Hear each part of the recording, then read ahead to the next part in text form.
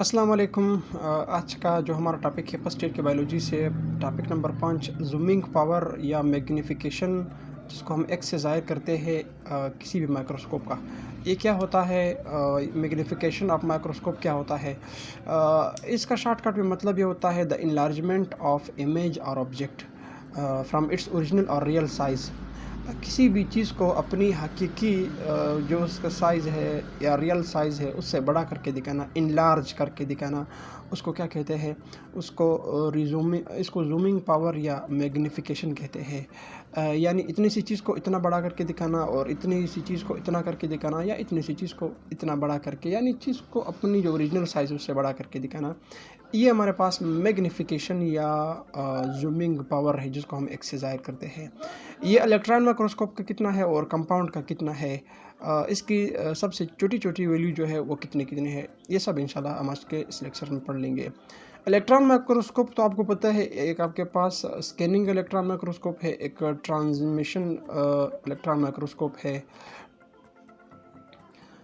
ये जो SEM है इलेक्ट्रॉन माइक्रोस्कोप, उसका जो तकरीबन मैग्नीफिकेशन पावर है वो हमारे पास 10 लाख यानी 1 मिलियन के बराबर है।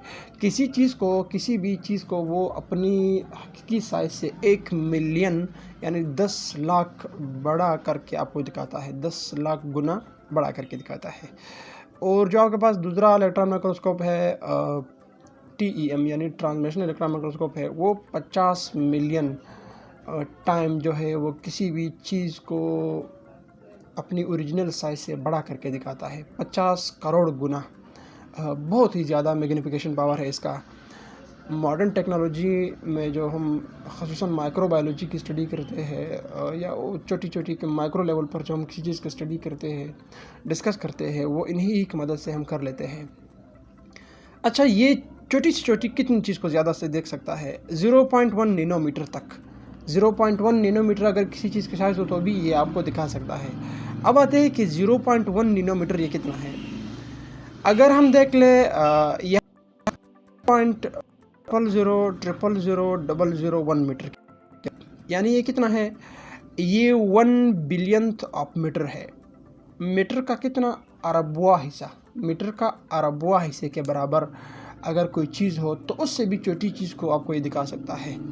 वो तो नैनोमीटर इतना है, अब मीटर का अरबवां हिस्सा, और वो जो है ना वो भी पूरा नहीं, आधा है। तो ये उससे भी छोटी चीज़ को आपको दिखा सकता है कि इस चीज़ की भी वजूद होती है। वो जो असेलुलर लाइफ होती है या यूनिसेलुलर जो चीज़ें होती है, या सेल का अंदरूनी जो स्ट्रक्चर है, वो तो भी इन्हीं की मदद से हम देख सकते हैं, ये जो इलेक्ट्रॉन माइक्रोस्कोप्स होते हैं। यानी बहुत ही छोटी सी चीज़ को भी आपको दिखा सकता है।